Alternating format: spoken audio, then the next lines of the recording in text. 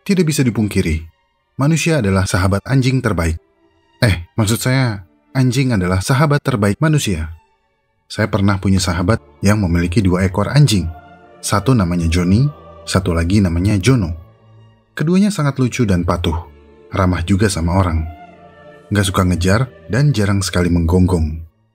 Keluarga sahabat saya pun terlihat sangat menyayangi Jono dan Johnny dan menganggap kedua anjing tersebut seperti keluarga mereka sendiri.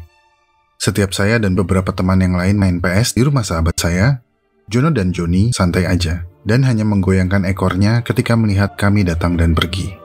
Pokoknya Jono dan Johnny lumayan terkenal di lingkungan rumah saya pada waktu itu. Namun suatu ketika Johnny sakit. Posturnya menjadi aneh. Dengan ekor di antara kaki belakangnya, lidah yang selalu menjulur dan mengeluarkan banyak air liur. Johnny menjadi lebih gelisah dan suka kaget ketika mendengar suara keras. Bahkan hingga menggonggongi semua orang yang lewat, membuat resah tetangga. Suatu pagi, saya melihat sahabat saya menempatkan Johnny di dalam kandang dan membawanya ke dokter hewan. Sahabat saya baru pulang dari dokter hewan siang harinya. Ia turun dari mobil dengan wajah sedih. Saya bertanya, "Bagaimana keadaan Johnny?" Dengan suara lesu, sahabat saya menjawab, "Johnny mati kena rabies."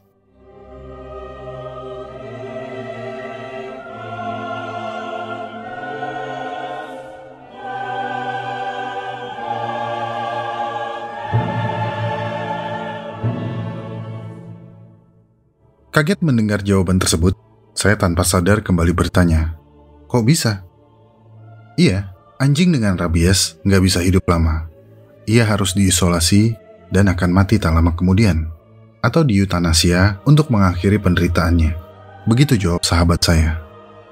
Ingin rasanya bertanya lebih lanjut, tapi sahabat saya langsung sibuk mengeluarkan jasad Johnny untuk dikubur di halaman rumahnya.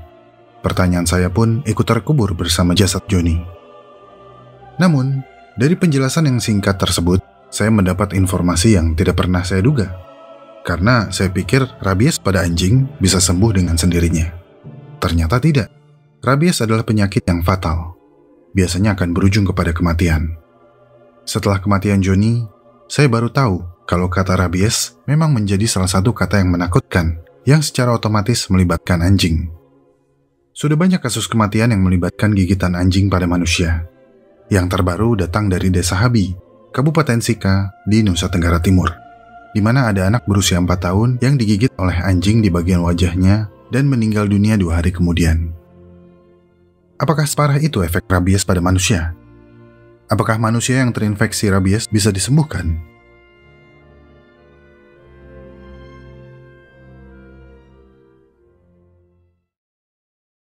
Sebelum kita lanjut, saya ingin berterima kasih kepada teman-teman yang telah support Alam Semenit lewat donasi di Saweria. Eri, Urang Lintau, Nggak Bahaya Ta, @vanilla_cosplayren, Van Clara, GNP Tars, Crescentmoon.nails, Semangat Skripsi Putri Elvia, Toms Bidan, Baju Kucing Tangerang, Beli emas di @Java Gold Store, Turfi HD, Yasinta CL, Aimisu.rm, Tria, Lili, Jelajah Purbalingga, Dewi Talif, San, Sayang Melda, Ara Yamete, Pepa Vera Somnifer, Harry_J, Toko Laundry Bagus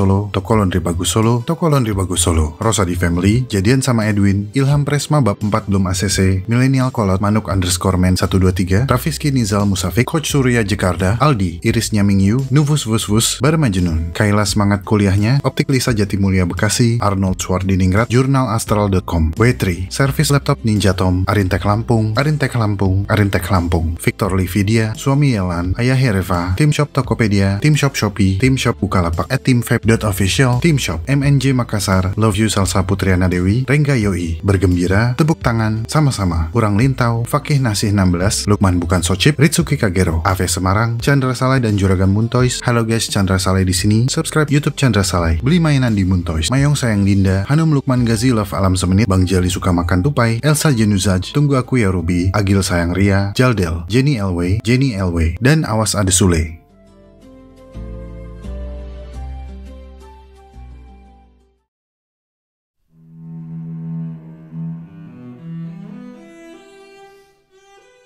Ketika mendengar kata rabies, banyak yang mungkin berpikir tentang penyakit yang menginfeksi anjing dan menyebabkan mereka sering menggeram dengan mulut berbusa. Tapi penyakit ini juga bisa menginfeksi manusia, dan puluhan ribu manusia telah terinfeksi setiap tahunnya. Infeksi ini, jika tidak segera ditangani, akan berujung kematian. Rabies adalah penyakit zoonosis, yang artinya ditularkan dari binatang ke manusia. Penyakit ini disebabkan oleh virus rabies dari genus Lyssavirus. Lyssa berasal dari kata Yunani yang berarti kemarahan atau kegelisahan. Dan virus berasal dari bahasa Latin yang berarti bisa, lendir, atau racun. Dan sesuai namanya, marah dan gelisah adalah gejala rabies yang paling umum. Pada penderita akut, gejala ini bisa sangat menakutkan dan kerap menjadi inspirasi bagi urban legend seperti werewolf dan zombie. Pada umumnya, rabies ditularkan melalui air liur dari binatang yang terinfeksi. Ketika seekor binatang yang terinfeksi rabies menggigit manusia, virus rabies akan menginfeksi inang manusia melalui luka gigitan. Dari sana, virus rabies akan menyerang sistem saraf. Dan jika virus rabies menemukan jalan ke sumsum tulang belakang, virus dapat dengan mudah menuju otak, di mana mereka akan berkembang biak dengan sangat cepat, menyebabkan otak membengkak dan meradang. Pada binatang yang terinfeksi, virus dapat berkembang menjadi salah satu dari dua tipe rabies, yaitu dump rabies atau rabies jinak, dan furious rabies atau rabies ganas. Tipe rabies jinak menyebabkan kelumpuhan otot secara bertahap, yang jika tidak ditangani dengan cepat, akan berakibat kematian yang lambat dan menyakitkan. Binatang yang menderita rabies tipe jinak umumnya terlihat diam, tenang, namun akan ganas jika didekati, biasanya disertai kelumpuhan otot tenggorokan dan otot rahang. Karena otot rahang lumpuh, mulutnya akan selalu terbuka, seringkali dengan air liur berlebih dan ketidakmampuan untuk menelan. Binatang yang terinfeksi tipe rabies jinak bisa jadi tidak ganas dan hanya menggertak agar tidak didekati. Mereka tidak berusaha menggigit. Namun, gejala yang ditunjukkan oleh kebanyakan binatang yang terinfeksi rabies adalah tipe ganas. Tipe rabies ganas menyebabkan hiperaktif, halusinasi, kurangnya koordinasi, hidrofobia, dan aerofobia. Tahap akhir dari rabies ganas menunjukkan rahang yang selalu terbuka dan ekor yang jatuh di antara kedua kaki belakang yang menyeret. Rabies ganas tahap akhir akan berujung pada kematian karena terhentinya fungsi jantung dan pernapasan. Rabies ganas meliputi 70% dari kasus infeksi pada manusia, sementara rabies jinak hanya sekitar 30%. Karena penyebaran virus ini melalui media air liur, maka produksi liur akan berlebih, serta munculnya rasa sakit di tenggorokan yang membuat penderitanya kesakitan saat menelan. Rasa sakit ini seringkali menyebabkan munculnya rasa takut akan air. Ada hipotesis yang menyebutkan bahwa virus mengendalikan otak penderita untuk menghindari air dengan segala cara. Sebab, minum dan membasuh air liur akan mengurangi efektivitas penyebaran virus. Maka, virus mempengaruhi sistem saraf yang akan memberikan sinyal kepada otak untuk menghindari air. Ketakutan akan air inilah yang menjadi alasan mengapa penyakit ini disebut hidrofobia pada zaman bahala. Daerah gigitan juga akan mempengaruhi kecepatan infeksi. Semakin dekat gigitan dengan otak, maka infeksi akan semakin cepat menyebar dan semakin fatal jika tidak segera ditangani. Menurut WHO, rabies diperkirakan menyebabkan lebih dari 70.000 kematian manusia setiap tahunnya di lebih dari 150 negara, membunuh satu orang dalam 10 menit, dengan 95% kasus terjadi di Afrika dan Asia. 40% kasus gigitan terjadi pada anak-anak di negara berkembang. Dan lebih dari 95% kasus rabies pada manusia disebabkan oleh gigitan anjing. Sisanya ditularkan melalui kucing dan primata. Anjing yang terinfeksi virus rabies biasanya akan mati. Sangat jarang anjing akan sembuh total setelah terinfeksi rabies. Jika seekor binatang terinfeksi rabies, hanya ada dua pilihan, karantina atau eutanasia. Pemilik binatang peliharaan umumnya memilih eutanasia untuk meringankan penderitaan peliharaannya. Namun, kabar baiknya adalah virus rabies pada manusia dapat dicegah dengan vaksin. Dan jika kamu digigit binatang yang dicurigai terinfeksi rabies, tapi kamu belum pernah divaksin rabies sebelumnya, kamu harus segera vaksin. Langkah ini dapat menghentikan penyebaran virus. Tapi dengan catatan, vaksin harus dilakukan sebelum gejala mulai terlihat. Karena jika kamu menunggu hingga gejala rabies terlihat, maka itu sudah terlambat. Virus sudah terlanjur menyebar, dan kemungkinan besar akan berakibat pada kematian. Rabies memang bersifat 99% fatal jika gejala sudah muncul. Tapi rabies 100% dapat dicegah dengan vaksinasi, baik pada manusia maupun pada hewan peliharaan. Vaksinasi hewan peliharaan adalah salah satu cara terbaik dan termurah untuk menghentikan penyebaran penyakit. Tetapi masalahnya, sebagian besar kasus infeksi rabies terjadi di negara berkembang, di mana kesadaran dan ketersediaan vaksinasi hewan peliharaan tidak merata. Edukasi dan penyuluhan pencegahan rabies secara teori memang terdengar mudah. Yang menjadi tantangan adalah bagaimana vaksin rabies dapat tersedia untuk semua golongan masyarakat di semua tempat. Jika edukasi dan penyuluhan sudah sejalan dengan kesadaran dan ketersediaan, mungkin tingkat infeksi dan kematian dapat diturunkan atau hilang sepenuhnya. Di Indonesia, rabies pertama kali ditemukan pada seekor kerbau pada tahun 1884. Disusul temuan lain pada anjing pada tahun 1889 dan manusia pada tahun 1894. Wabah rabies di Indonesia terjadi pada tahun 1884 di Jawa Barat, tahun 1853 di Jawa Tengah, Jawa Timur, dan Sumatera Barat, lalu tahun 1956 di Sumatera Utara. Menurut data Kemenkes tahun 2020, dari 38 provinsi, hanya 8 yang dinyatakan bebas rabies. Angka kematian akibat penyakit rabies di Indonesia masih cukup tinggi. Hal ini menggambarkan bahwa rabies masih jadi ancaman bagi kesehatan masyarakat.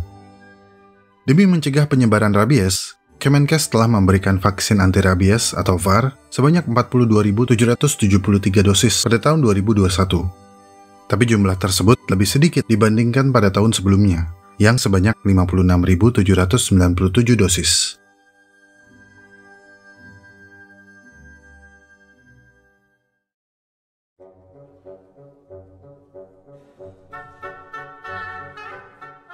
Penyakit rabies sudah dikenal sejak sekitar tahun 2000 sebelum Masehi. Catatan tertulis pertama tentang rabies ditemukan pada tablet Undang-Undang Ashnunah di Mesopotamia, sekitar tahun 1930 sebelum Masehi, yang menyatakan bahwa pemilik anjing yang menunjukkan gejala kegilaan harus mengambil tindakan yang tepat dan melakukan pencegahan terhadap gigitan. Jika ada orang yang digigit anjing gila dan meninggal, maka pemiliknya akan didenda berat. Di mitologi Yunani kuno, rabies disebutkan akibat dari ulah Lisa, Dewi Angkara Murka, yang digambarkan sebagai wanita berpakaian rok pendek dengan mahkota kepala anjing, yang merepresentasikan kegilaan atau kemurkaan akibat infeksi rabies. Dalam literatur medis kuno, ada bermacam-macam metode pengobatan tradisional yang tidak efektif. Kebanyakan dari mereka kurang masuk di akal. Contohnya, Scribonius Largus, tabib terkenal dari bangsa Romawi kuno, meresepkan tapal atau borehan yang berasal dari kulit hyena yang dikeringkan dan ditumbuk. Sementara, bangsa Yunani kuno mengikuti perintah Antaeus, anak dari Poseidon, yang merekomendasikan serbuk tabur yang terbuat dari tengkorak manusia yang mati digantung. Ngeri ya? Rabies kemudian dianggap sebagai momok menakutkan karena penyebarannya yang begitu cepat pada abad ke-19. Di Prancis dan Belgia, di mana Santo Hubertus atau Saint Hubert sangat dihormati, penanganan populer pada penderita rabies adalah kunci Santo Hubertus yang dipanaskan hingga membara merah merona, lalu ditempelkan ke kulit untuk membakar luka gigitan. Orang-orang jadul percaya kalau rabies berhubungan dengan magis, ilmu hitam, santet. Karena kepercayaan ini, anjing-anjing sangat diwaspadai, bahkan semua anjing dicurigai menderita rabies. Sehingga banyak anjing yang fine-fine aja juga kena cap oleh kunci Santo Hubertus yang membara. Dengan harapan, Santo Hubertus akan melindungi anjing-anjing tersebut dari infeksi rabies. Saking identiknya rabies dengan kematian, orang-orang pada zaman dahulu sangat takut terhadap rabies. Bahkan ada banyak laporan tertulis tentang seorang yang bundir setelah digigit anjing atau dibunuh orang lain yang takut tertular. Padahal belum tentu orang tersebut terinfeksi. Jika penderita rabies tidak bundir atau dibunuh, pengikat lidah atau lingual frenulum akan dipotong dan dihilangkan. Banyak tabib dan ahli kesehatan melakukan praktik ini karena percaya dari sanalah rabies berpangkal. Tapi akhirnya, praktik ini terhenti dengan sendirinya setelah ditemukannya penyebab rabies yang sebenarnya. berkat vaksin yang ditemukan oleh Louis Pasteur pada tahun 1885. Namun, ketika pertama kali ditemukan, efek samping dari vaksin ini seringkali parah dan tak jarang mematikan. Tapi kemudian, efektivitasnya ditingkatkan seraya mengurangi efek sampingnya. Sejarah penemuan vaksin rabies dimulai pada tahun 1804, setelah Georg Gottfried Zinke melakukan eksperimen dengan menularkan rabies dari air liur anjing gila ke anjing normal, kemudian dari anjing ke kelinci, dan ke ayam betina. Eksperimen ini membuktikan bahwa rabies adalah penyakit menular hanya pada mamalia. Pada tahun 1826, Franz Christian Karl Krugelstein menulis laporan lengkap tentang rabies dengan bibliografi sebanyak 300 pustaka. Tapi kelemahan rabies masih belum terungkap jelas sampai Victor Galtier mendemonstrasikan penularan rabies dari anjing ke kelinci, lalu ke kelinci secara berurutan. Kemudian menginokulasi air liur dari ketiga binatang tersebut dan menyuntikkan hasil inokulasi ke mamalia yang berbeda, yaitu domba. Ternyata, suntikan inokulasi tidak menginfeksi, justru malah sebaliknya, melindungi domba dari efek rabies. Penelitian Victor Galtier membangkitkan minat Louis Pasteur yang menuliskan makalah bersama beberapa mikrobiologis lain pada tahun 1881. Makalah ini menandai dimulainya studi ekstensif tentang rabies. Dalam penelitian lebih lanjut, mereka mendapatkan adanya indikasi virus rabies di dalam darah. Pasteur menjelaskan, virus ini bersarang dan berkembang biak di sumsum tulang belakang dan menuju otak. Dalam penelitiannya, Pasteur melaporkan, ketika virus ditularkan dari anjing ke monyet, kemudian dari monyet ke monyet, virulensi menjadi berkurang dengan setiap penularan. Potensi virus melemah. Dan jika kemudian diinokulasi kembali ke anjing, kelinci, atau marmut, virus yang lemah tersebut akan tetap lemah. Namun, virulensi akan meningkat secara gradual ketika ditularkan dari kelinci ke kelinci atau dari marmut ke marmut. Dengan demikian, Pasteur mampu menghasilkan virus dalam berbagai tingkat virulensi. Akhirnya, Pasteur berhasil membuat vaksin yang kemudian diuji coba ke 50 anjing. 50 anjing tersebut berhasil menangkal penyebaran virus dalam darah. Beberapa tahun kemudian, pada hari Senin tanggal 6 Juli 1885, seorang anak berusia 9 tahun bernama Joseph Meister dibawa dari rumahnya ke akademi untuk meminta pertolongan. Anak tersebut telah digigit anjing gila 2 hari sebelumnya. Pasteur diminta oleh Dr. Vulpian dan Grancher untuk memberikan vaksin kepada anak malang tersebut. Awalnya, Pasteur menolak karena merasa vaksin belum sempurna dan belum pernah diuji pada manusia. Pasteur tidak mau terbebani jika anak tersebut meninggal setelah diberikan vaksin. Namun setelah dibujuk, Pasteur luluh. Anak tersebut pun diberikan vaksin harian dan dirawat sembari dipantau perkembangannya. 3 bulan 3 hari kemudian, anak tersebut dinyatakan pulih total dan kesehatannya membaik. Sejak saat itu, hingga tahun 1886, Pasteur telah merawat 350 pasien rabies dari seluruh Eropa, Rusia, dan Amerika. Vaksin rabies kemudian diproduksi massal dan disempurnakan dari tahun ke tahun hingga hari ini. Tapi meskipun sudah ditemukan vaksin, ketakutan akan rabies tidak berkurang di zaman modern. Ini akibat kurangnya edukasi yang merata, serta pengaruh media yang menitik beratkan infeksi pada gejalanya yang mengerikan, terutama kemurkaan dan kegelisahan. Gejala-gejala ini menjadi inspirasi untuk beberapa film werewolf dan zombie, yang seringkali menggambarkan virus rabies telah bermutasi menjadi virus yang lebih kuat, yang mampu merubah bentuk fisik manusia, meningkatkan agresi dan kemarahan, menjadi wabah penyakit yang tidak dapat disembuhkan, dan menyebabkan pandemi yang meluas dan menghancurkan bumi.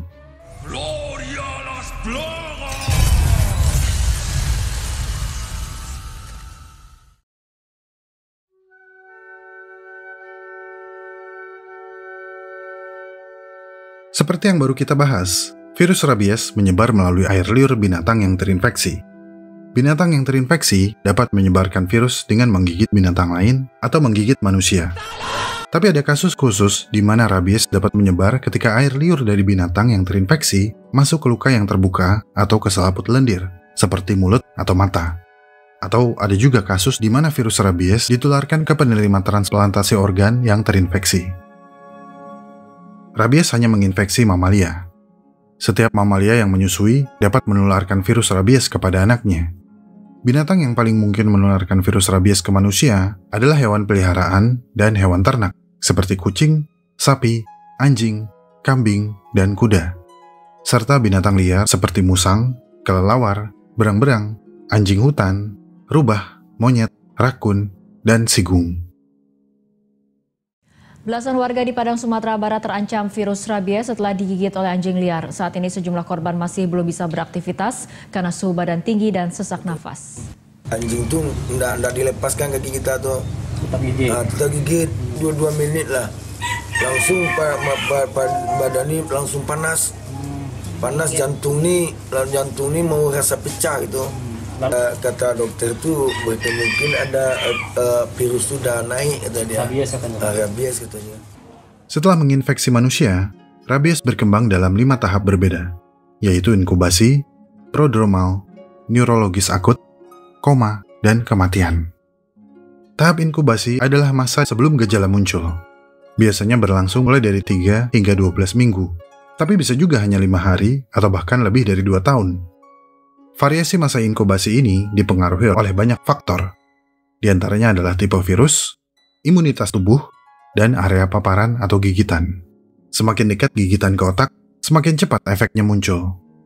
Pada saat gejala telah muncul, rabies biasanya berakibat fatal.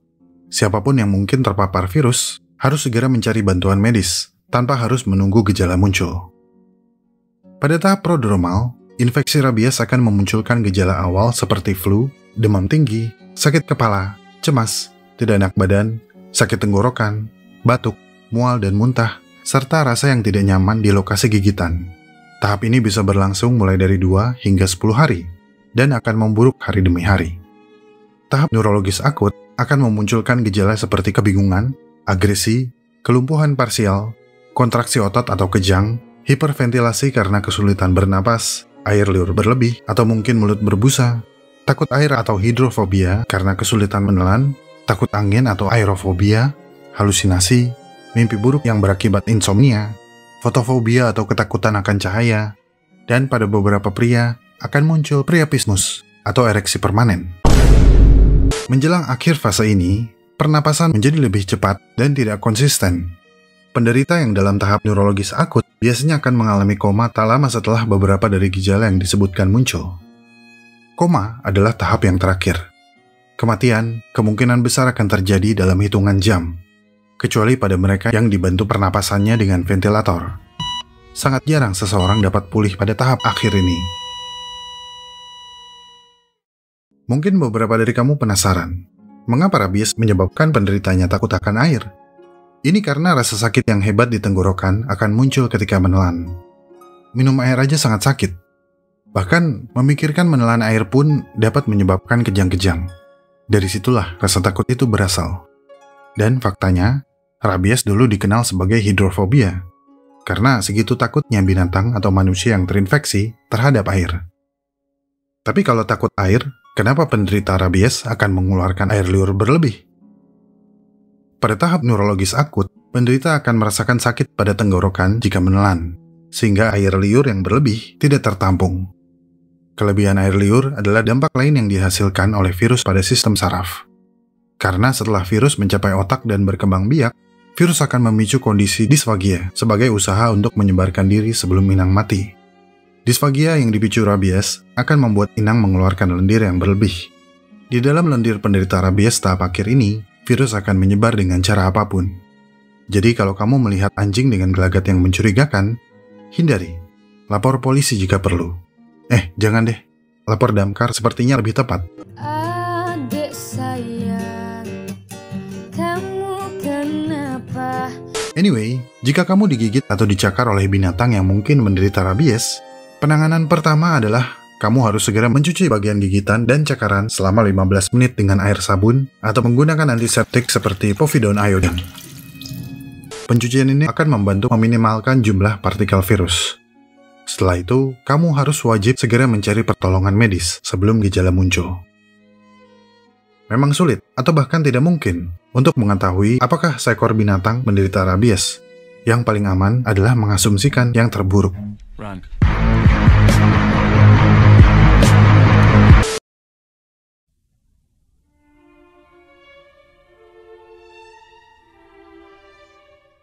Rabies adalah penyakit yang bisa diatasi, jika kita tahu cara mengatasinya. Pengetahuan tentang rabies ini akan menyelamatkan banyak orang. Dan untuk kamu yang punya binatang peliharaan yang berpotensi terinfeksi rabies, segera vaksinasi jika belum. Jika sudah, 4 jempol dari saya buat kamu. Tapi jika kamu merasa harga vaksin mahal, solusinya gampang. Jangan pelihara binatang. Negara seharusnya juga membantu menyediakan vaksin rabies hingga ke daerah terpencil untuk mengurangi tingkat infeksi dan kematian. Dan akan lebih baik jika ada dinas khusus yang menangani kontrol binatang liar di tiap wilayah. Jangan semuanya dilimpahkan ke Damkar. Kasian, tugas mereka sudah terlalu banyak. A few moments later. Tenang le, santai le, tenang le, semangat le. Makanya saya lebih suka kucing daripada anjing, karena kucing gak nyebarin rabies. Begitu kata beberapa orang. Jangan begitulah. Persepsi tentang satu hewan peliharaan lebih baik dari hewan peliharaan yang lain cukup meresahkan. Memang, kasus rabies pada kucing tidak sebanyak anjing, tapi bukan berarti gak ada. Faktanya, ada banyak mamalia yang diketahui dapat menjadi inang dari virus rabies ini. Jadi, sebaiknya jangan gegabah. Kumohon jangan lakukan itu. Antisipasi aja dan jangan denial ketika kucing kamu menderita rabies di kemudian hari. Oh, satu lagi. Infeksi rabies tidak akan menyebabkan penderitanya berperilaku seperti anjing kayak gini ya.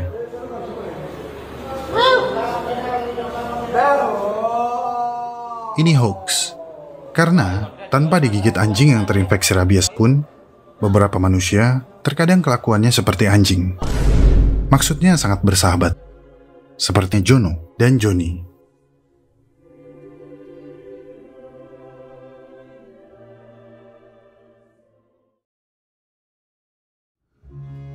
Terima kasih telah menonton sampai menit ini. Saya sangat-sangat menghargai segala support yang teman-teman berikan kepada Alam Semenit. Jika ingin tahu lebih banyak tentang subjek pembahasan dalam video ini, cek deskripsi video. Di sana teman-teman bisa menemukan segala jurnal, literatur, dan referensi saya dalam menyusun naskah. Kepada teman-teman yang baru subscribe, selamat bergabung. Kepada teman-teman yang telah memberikan super thanks, terima kasih. Semoga apa yang disajikan Alam Semenit bisa membawa manfaat bagi kita semua. Jika suka dengan pembahasan dari Alam Semenit, like video ini dan share. Karena like dan share dari kamu akan membantu perkembangan channel ini. Ikuti perkembangan semua hal yang aneh, menjijikan, dan indah yang mengundang rasa ingin tahu kita semua. Sampai jumpa di video selanjutnya.